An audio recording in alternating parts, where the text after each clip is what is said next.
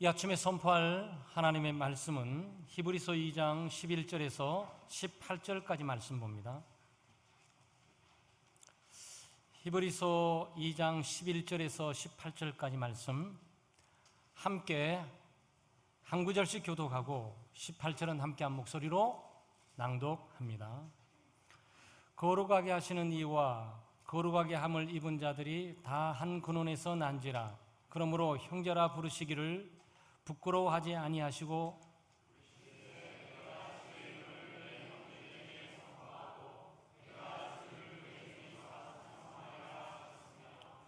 또다시 내가 그를 의지하리라 하시고 또다시 볼지어다 나와 및 하나님께서 내게 주신 자녀라 하셨으니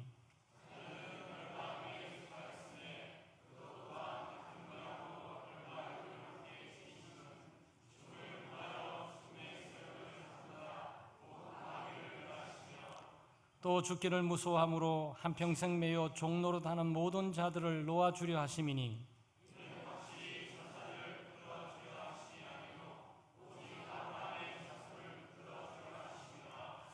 그러므로 그가 범사에 형제들과 같이 되심이 마땅하도다.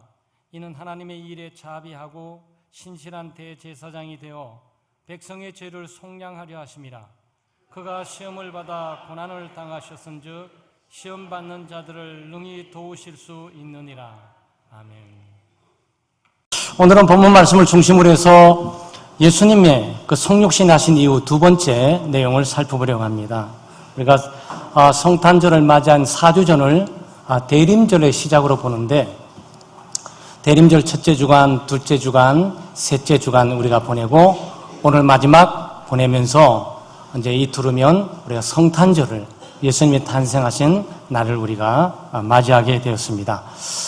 지난주는 우리가 2장 9절에서 10절을 통해서 예수님께서 이 땅에 오신 이후 두 가지를 우리 살펴보았어요. 대속의 제물로 되시기 위해서 오셨다. 또 죽음을 맛보시면서 우리를 구원하기 위해 오셨다. 이렇게 살펴봤습니다. 오늘은 11절에서 18까지 말씀을 통해서 우리가 다시 세 가지 예수님이 육체를 입고 이 땅에 오신 이유를 우리가 묵상하고 살펴보면서 그리스도의 탄생을 우리가 감사하고 또 축하하고 무엇보다 열린 마음으로 환영하면서 구원의 기쁨과 즐거움을 누려야 되겠습니다. 예수님께서 이 땅에 육체로 꼭 오셔야 되는 이유 가운데 또 하나가 죄인을 거룩한 하나님의 가족을 만드시기 위해서 오셨습니다. 그러니까 여기 지금 예수님께서 지금 11절 말씀에 거룩하게 하시는 이와 거룩하게 함을 입은 자들이 다 한 근원에서 난지라. 그러므로 형제라 부르시기를 부끄러워하지 아니하시고 그랬어요. 이 말씀 무슨 말씀이냐면은 우리 같은 죄인을 하나님의 가족이 되게 하기 위해서 예수 그리스도의 형제가 되게 하기 위해서 예수 그리스도께서 육신이 있고 이 땅에 오셨다는 내용이에요. 예수님은 하나님의 아들이십니다. 만왕의 왕이시고 만주의 주가 되십니다. 온 우주의 지배자고 통치자가 되시고 산자와 죽은 자를 지배하고 통치하시는 분이세요. 무슨 수로 우리가 이분의 형제가 될 수 있습니까? 여러분과 저의 신분이 도대체 어떤 신분이기에 감히 예수 그리스도를 형제라고 부를 수가 있겠습니까? 우리는 그렇게 부르기가 쉽겠죠. 우리는 사람을 사귀게 될 때 나보다 더 월등한 사람들, 신분과 지위가 월등히 높은 사람들, 환경과 형편이 더 좋은 사람들, 나보다 더 주변의 사람들에게 평판과 명예가 높은 사람을 우리는 가까이 하면서 저 사람 나 잘 아는 사람이야. 그럼 좋지만 저 사람 우리 형이야, 동생이야 하는 개념은 또 다르죠. 그런데 부족한 사람이 훌륭한 사람에게 형제라고 부르고 가까이 가기는 쉽습니다. 사회적인 신분과 지위가 높은 사람이 천하고 비천한 신분의 사람에게 다가가서 주변의 사람들에게 이 사람은 내 형제입니다. 나 이 사람 잘 알아요. 알아주는 것만 더 고맙죠.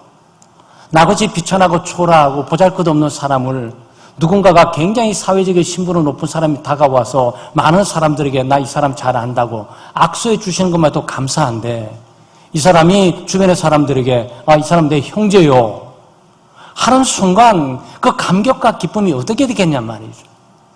근데 예수님께서 육체를 입고 이 땅에 오신 이유 가운데 하나가 우리 같은 죄인, 영원한 저주와 형벌, 그리고 심판, 그리고 하나님의 준비된 영원한 죽음의 불못에 고통과 괴로움을 당할 수밖에 없는 우리의 입장과 처지 가운데 있는 우리의 모습을 그리스도께서 버리지 아니하시고 외면하지 아니하시고 또 못 본 척하지 아니하시고 오히려 육체를 입으시고 이 땅에 오셔서 우리와 함께 하실 뿐만 아니고 우리의 죄값을 다 사하시고 치워주시고 십자가에 못 박혀 죽으심으로 치워주지 않았겠습니까?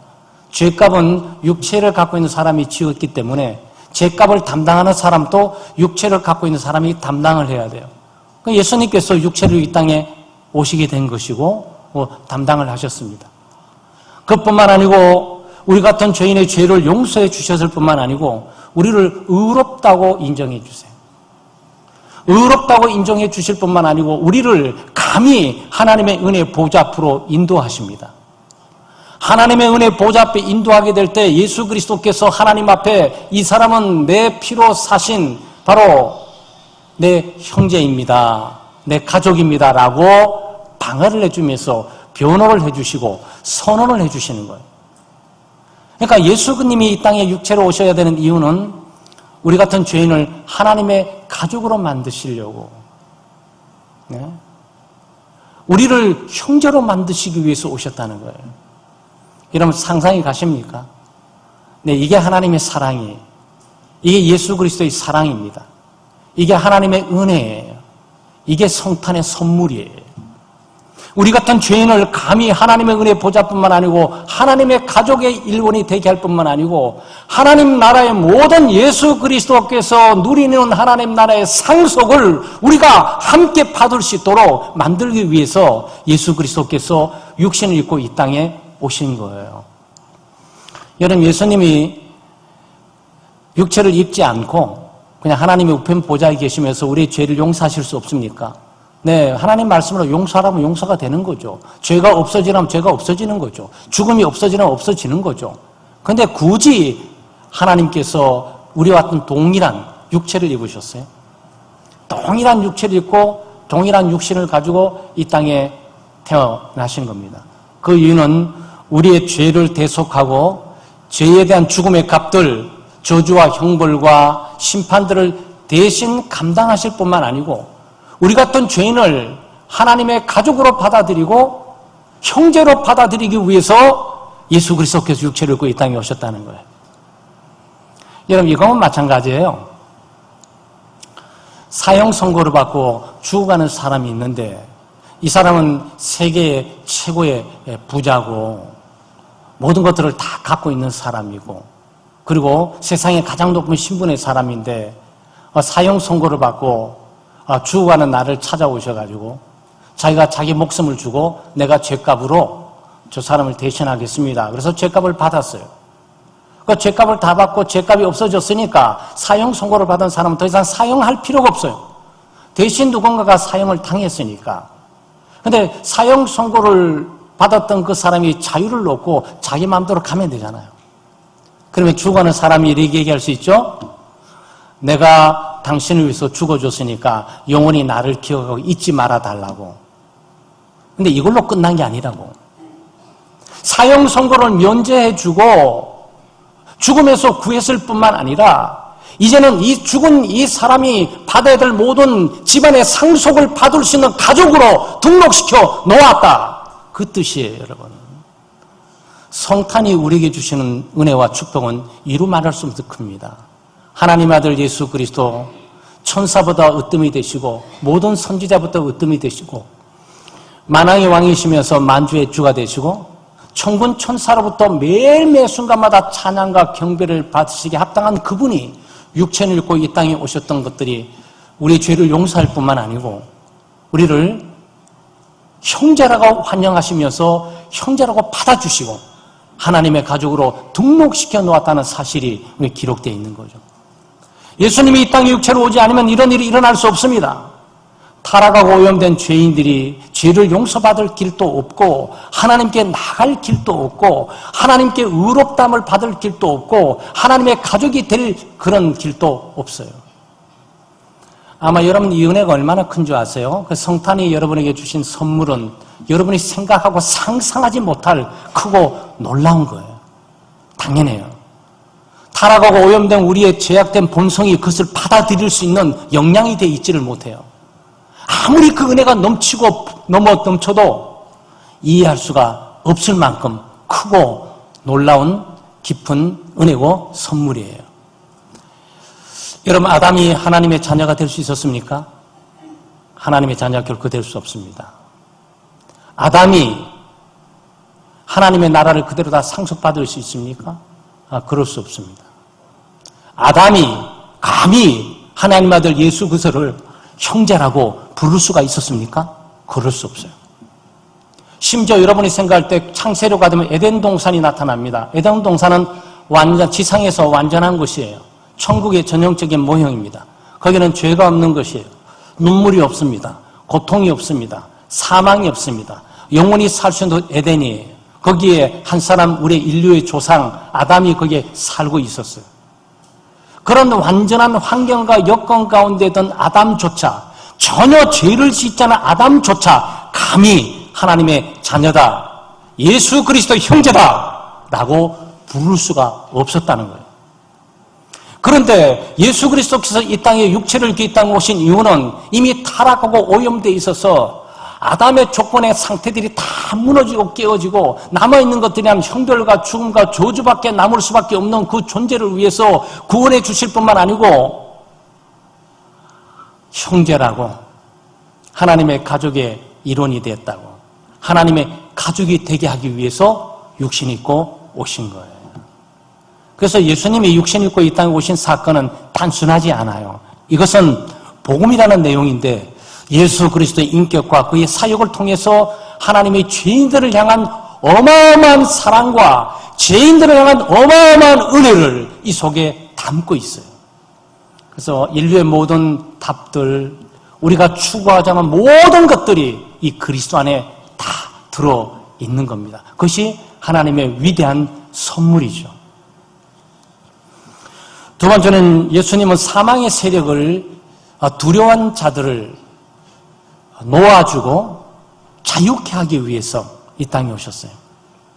14절 15절 말씀에 보게 되면 자녀들은 혈과 육에 속하였음에 그도 또한 같은 모양으로 혈과 육을 함께 지니심은 죽음을 통하여 죽음의 세력을 잡은 자 곧 마귀를 멸하고 또 죽기를 무서워함으로 한평생 매여 종노릇 하는 모든 자들을 놓아주려 하심이니 그랬어요. 두 가지 일들이 있습니다. 예수 그리스도께서 육신을 입고 이 땅에 오시게 되는 이유 가운데 명백한 두 가지 이유가 있는데 하나는 이 사탄 마귀를 제압하면서 사탄 마귀를 무능화시키고 무력화시키고 더 이상 사탄 마귀가 활기를 치면서 지배하지 못하도록 하는 역할을 위해서 예수 그리스도께서 육체를 입고 오셨어요. 또 하나는 죽음에 매여서 일평생 동안에 죽음을 두려워하고 공포에 떨고 있는 자들을 죽음으로부터 자유케 하고 해방케 하기 위해서 예수 그리스도께서 육체로 이 땅에 오셨어요. 죽음은 육체를 통해서 갖고 있는 사람에게만 존재합니다. 여러분 육체를 갖고 있잖아요. 그리고 육체를 갖고 있기에 우리는 갖고 있는 이 생명의 제한을 느끼고 이 죽음을 맞이하게 되는 거죠.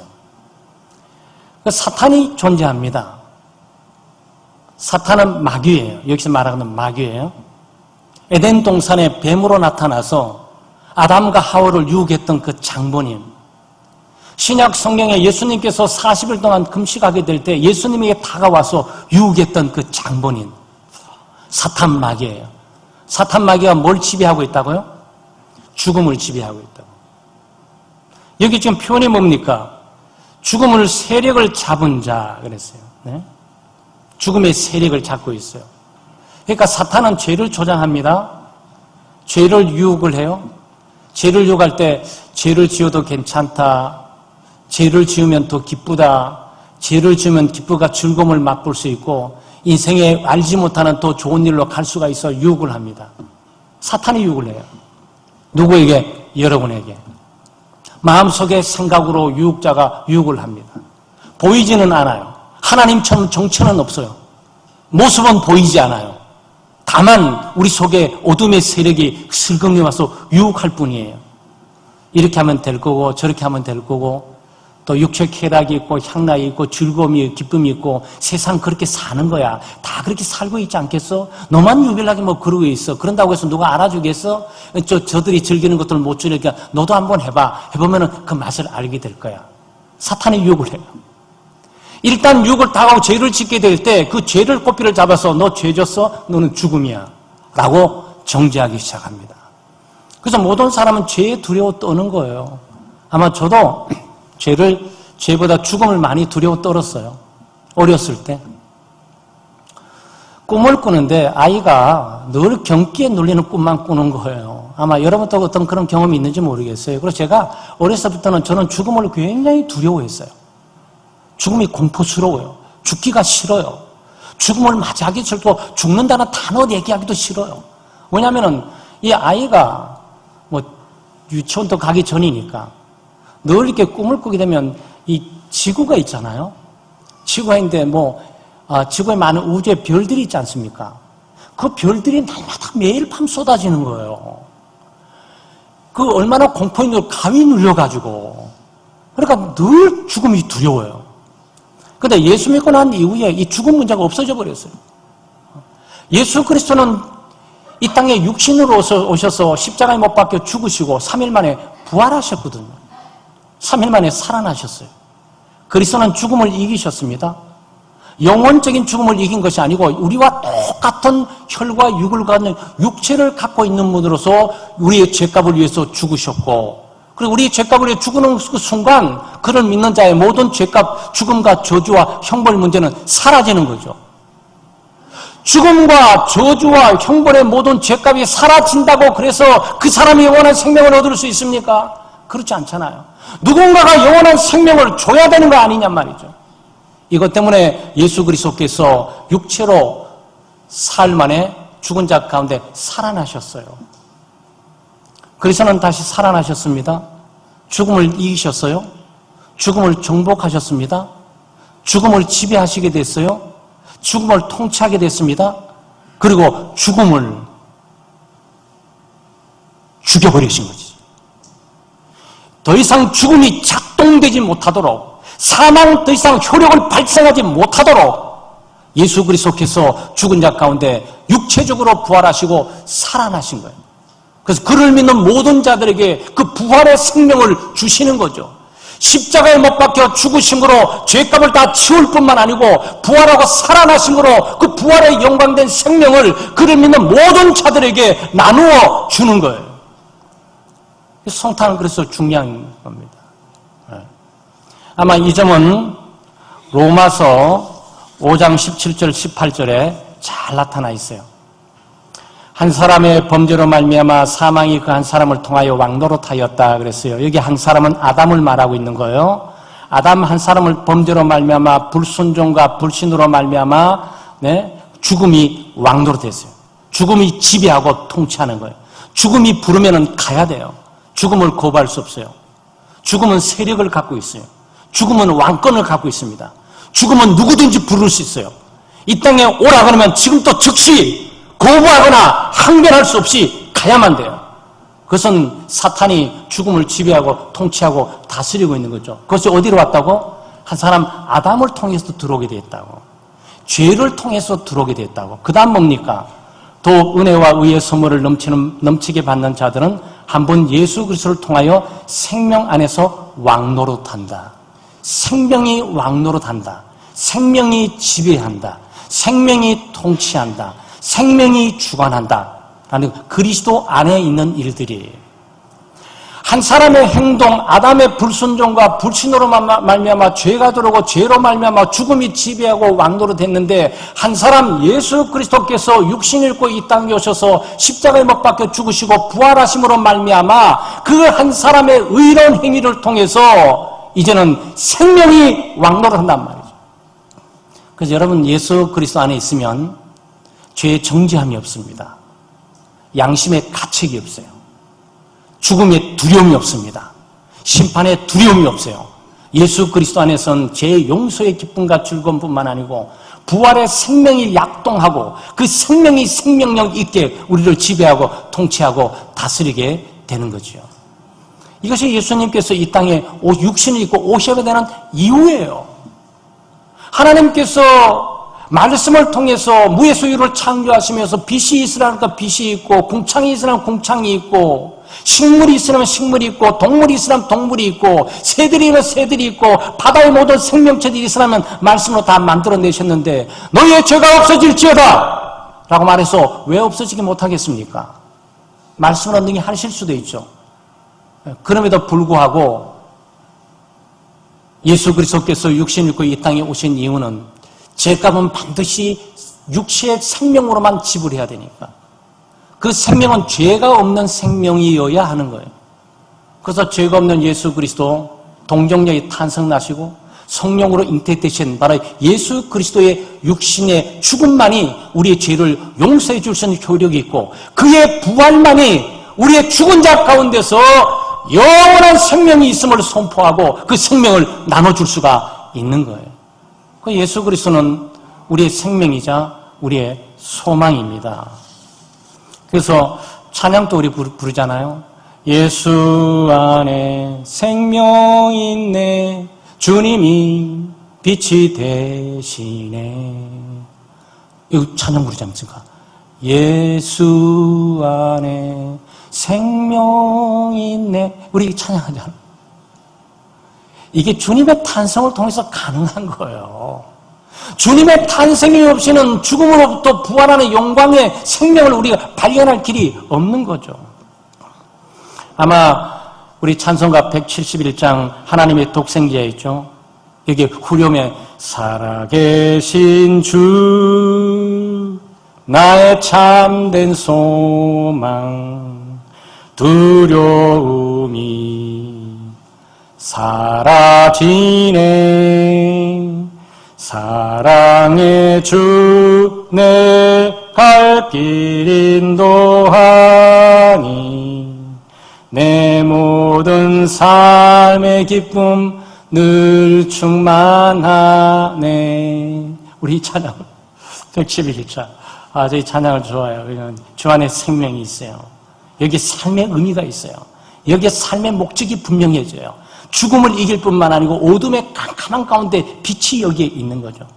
성탄은 우리들에게 영원한 생명이 있음을 선포하고 죽음을 두려워하고 공포 가운데 모든 자들로 말미암아 죽음으로부터 자유를 죽음에 놓여 평생 공포와 두려움을 끌고 불안감 있는 사람들에게 자유와 해방을 주시기 위해서 예수 그리스도께서 육체를 입고 이 땅에 오셨습니다.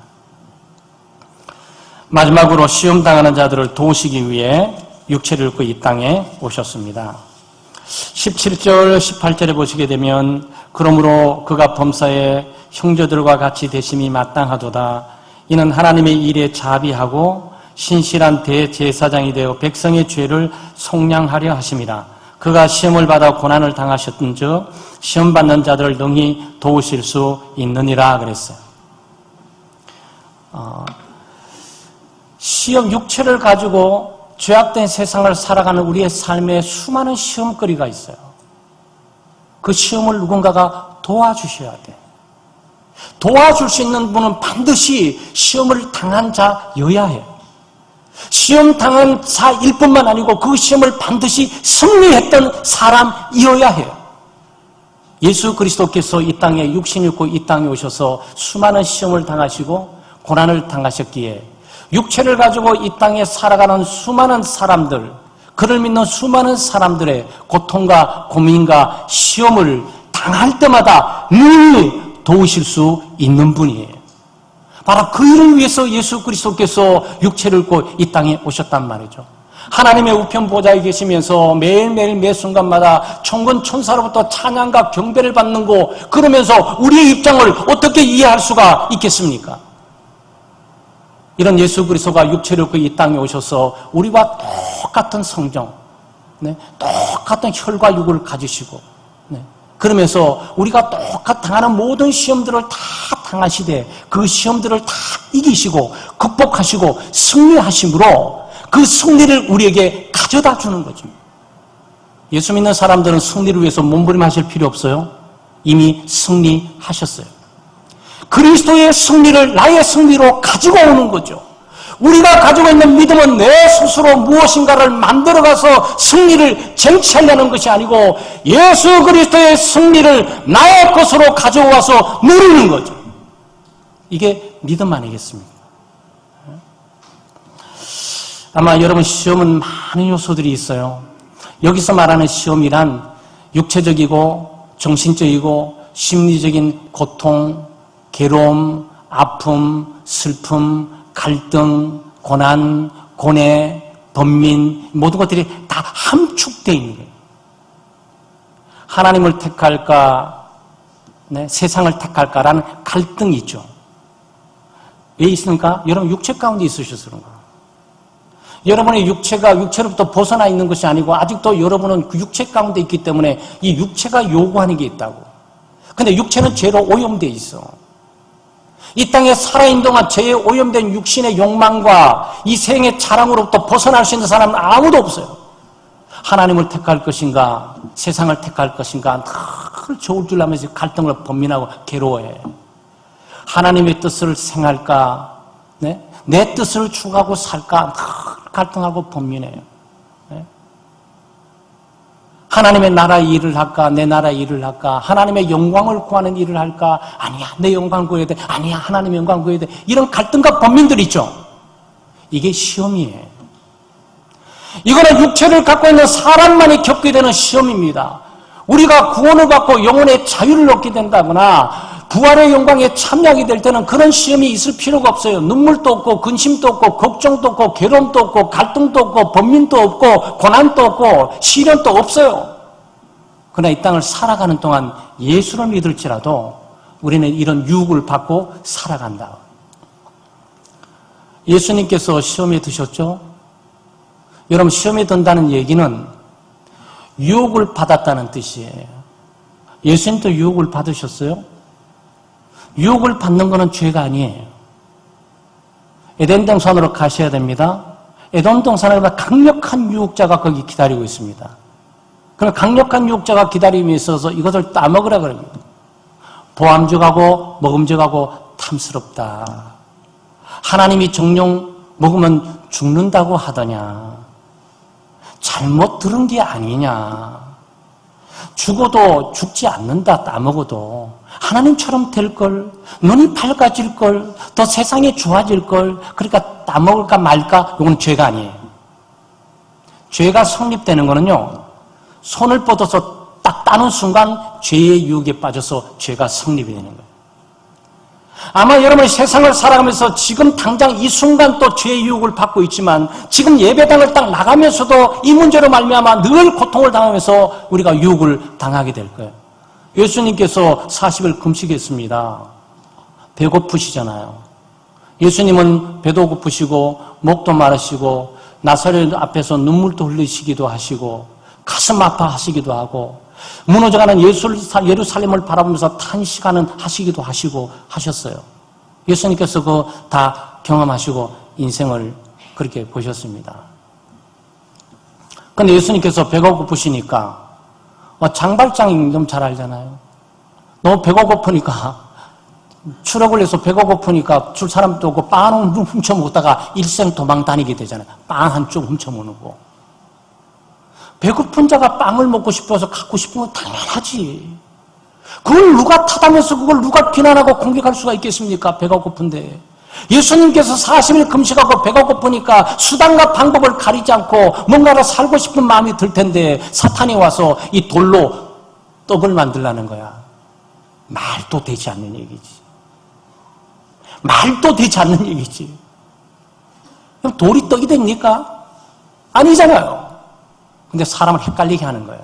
돌이 떡이 될 수 있게 할 수도 있다고. 사람이 배가 너무 고프면 돌이고 뭐고 막 집어먹고 싶은 생각이 있는 걸 사탄이 알고 있는 거예요. 그래서 예수님께서 돌로 떡을 만드실 수 없습니까? 만드실 수 있어요. 사두개인들이나 바리새인들 앞에서 예수님께서 이 돌들로 아브라함의 자손이 되게 할 수 없을 줄 아냐 그랬어요. 예수님의 능력은요, 돌들을 아브라함의 자손도 만들 수 있어요. 이 돌들로 떡 만들어서 먹는 건 쉬운 일이에요, 예수님에게는. 근데 예수님이 안 했어요. 왜? 하나님의 뜻이 아니니까. 자기의 능력을 행하기 위해서 거기 와 있는 것이 아니고 육신이 있고 우리와 동일한 고난과 시험 당하는 사람들을 돕기 위해서 예수 그리스도는 반드시 그것을 이기고 승리해야 하는 거예요. 참고 이기고 견디면서 승리하셨어요. 영광과 명예를 보여주면서 절을 하게 되면 다 영광 준다는데 다 포기하셨어요. 성전 꼭대기에 뛰어내리게 되면 천사들이 다리를 딱 잡지 않겠냐고 성경을 인용하면서 교묘하게 유혹하는 거야. 너 예수 믿지? 하나님의 아들이지? 그럼 하나님의 아들이면 하나님의 능력이 천사들이 널 돌보지 않겠어? 성전 꼭대기 올라가봐. 한 뛰어내려. 겁내지 마. 믿음 있잖아. 하나님이 있잖아. 천사가 돕잖아. 딱 도울 거야. 뛰어내려. 예수님께서 천사 도움도 필요 없이 뛰어내려서 그냥 움직일 수 있는 분이죠. 왜 이렇게 장난질을 치냐고. 그럼 사탄이 여러분에게 그렇게 하는 거예요. 돌로 떡을 만드나죠. 배고프고 힘들지 수단과 밥 가르지 말고 그냥 살아가. 남들 다 그리 살아가는데 유별나게 믿음 좋다고 기도한다고 그럼 돈이 나와 떡이 나와. 그리 살지 마라 우리 썩게. 한번 해봐. 세상 사람들처럼. 그럼 이게 뭐예요? 이게 시험이라고. 이게 시험이에요. 영광을 보여주면서 말이죠. 화려하고 찬란한 영광을 보여주면서 예수 믿고 지지리궁상 새벽기도 가서 머리 조아리고 있는 게 무슨 그게 멋있냐고 멋지게 산으로 둘러가면 등산에 올라가지고 야호 부르면서 멋진 인생을 살아가야지. 여러분 사탄이요. 우리로 하여금 이런 시험들을 무수하게 아마 여러분과 제가 이 시험으로 벗어나시는 분은 아무도 없어요. 우리 생명이 끝나고 육체로부터 벗어나는 그 순간까지 우리 심장의 고동이 멈추고 검은 머리가 팥뿌리가 되어서 흙 속에 들어가기까지 우리는 이 문제로 참 고민하고 번민하고 마주쳐 가야 될 거예요. 누가 도와주셔야 되잖아. 누가 돕습니까? 예수 그리스도께서 도우실 수 있다는 거예요. 그리스도께서 시험을 받은 분으로서 그 시험을 모두 이기셨기에 이기신 분이 우리와 함께 하시면서 그 시험을 이길 수 있도록 도와주시고 이길 수 있는 능력을 주시고 이길 수 있는 길을 열어주시는 거예요. 예수님은 우리의 입장과 형편을 너무 잘 알고 계십니다. 아마 여러분 히브리서 11장 17절에 보면 이런 말씀이 있습니다. 아브라함은 뭘 한다고요? 시험을 받을 때. 아브라함이 누구죠? 믿음의 조상입니다. 시험 받을 때에 믿음으로 이삭을 드렸으니 그는 약속을 받은 자로 돼 그 외아들을 드렸느니라. 지금 이 시험은 어떤 시험이에요? 자기의 아들을 하나밖에 없는 독생한 아들 이삭을 마지막에 자기는 한번 실패했잖아요. 아들을 워낙 안 주니까 기다리다 못해갖고 자기 아내의 여종 사라의 여종과 동침하면서 거기서 아들을 이스마엘을 낳았는데 이스라엘 백성들의 영원토록 가시가 되잖아요. 인간적인 방법을 써봐야 시험만 들 뿐이야. 여러분 시험 들 때 유혹을 받을 때 인간적으로 세상적으로 자기 판단대로 결정하고 선택한 들이 잘 나가는 것처럼 보일 거 그렇죠? 아니에요. 그게 원료가 되는 거예요.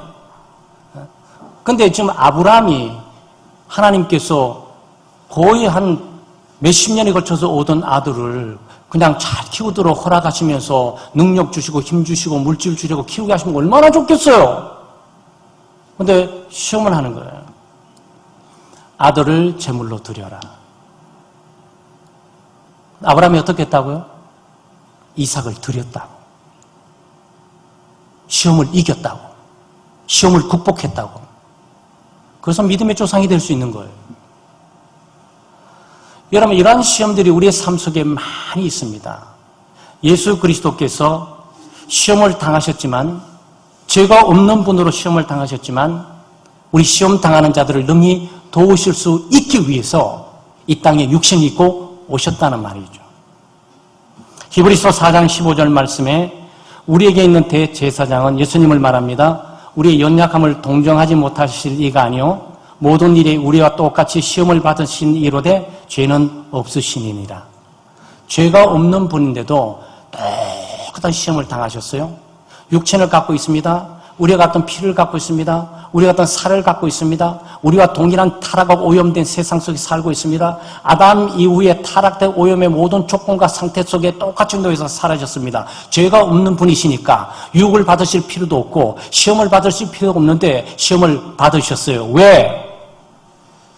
시험 당하는 자들을 능히 도와주시기 위해서. 그래서 우리의 연약함을 동정하시면서, 동정이라는 얘기는 긍휼히 여겨주신다, 불쌍히 여겨주신다, 네. 연민의 정을 느껴주신다. 그래서 여러분이 죄를 지을 때 있잖아요. 죄의 유혹을 많이 받을 때 하나님을 택할까 세상을 택할까, 내 뜻대로 살까 하나님의 뜻대로 살까, 하나님의 영광을 구할까 내 영광을 구할까라고 갈등을 일으키면 교회 갈까 말까, 봉사할까 말까, 직분 감당할까 말까, 이렇게 하는 그 사이죠. 그때에 주님께서 도와주신다는 거예요. 주님이 그 상황을 누구보다도 잘 알고 계시기에 우리를 비난하거나 공격하지 않으세요. 우리가 죄의 유혹을 받고 있는 사실 상황들을 예수 그리스도는 너무나 처절하게 경험하셔서 알고 계세요. 그 상황 속에 죄로 넘어가지 않도록 그리스도를 의지하고 신뢰하게 될 때 그리스도께서 그 시험으로부터 극복할 수 있도록 도와주시든지, 극복할 수 있는 힘을 주시든지, 그 시험을 피할 수 있는 길로 인도해 주신다는 거예요. 바로 그 일을 위해서 그리스도께서 육체를 입고 이 땅에 오셨습니다. 사랑하는 여러분 하나님의 참된 가족입니까? 예수 그리스도의 형제이십니까? 만약 자신 있게 답을 할 수 없다면 이 시간 예수 그리스도를 구세주로 믿고 마음속에 주님으로 또 구세주로 영접하시기 바랍니다. 그러면 하나님의 가족의 평안함과 또 안식으로 성탄을 맞이할 수 있을 겁니다. 죽음이나 두려움들, 죽음의 두려움을 떨고 있는 분들, 또 불안과 공포를 가지고 있는 분들이 계십니까?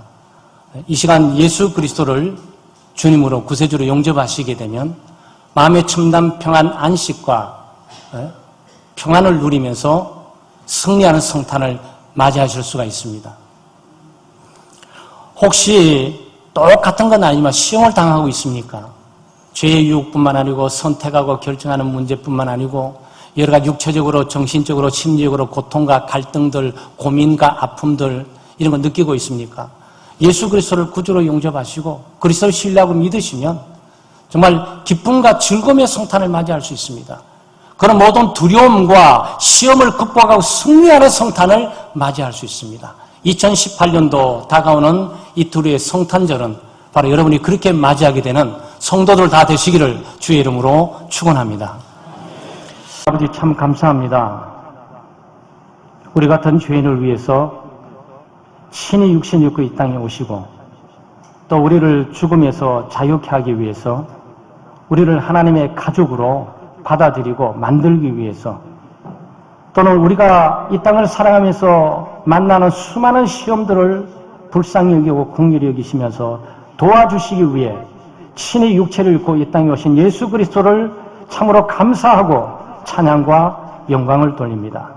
성탄을 맞이하는 이 시점에 저희들이 그리스도의 관계를 다시 한번 확인하게 하시고 예수 그리스도를 구주로 믿을 뿐만 아니고 구세주로 믿어 정말로 영생의 소망을 갖게 해주시고 죄의 자유함 얻게 해주시며 또 죽음과 불안, 두려움의 공포로부터 해방되게 하시고 갈등과 고민과 고통으로부터 정말 자유함을 얻는 복된 성탄을 맞이할 수 있도록 은혜를 베풀어 주시옵소서. 감사드리며 예수님의 이름으로 기도드리옵나이다. 아멘.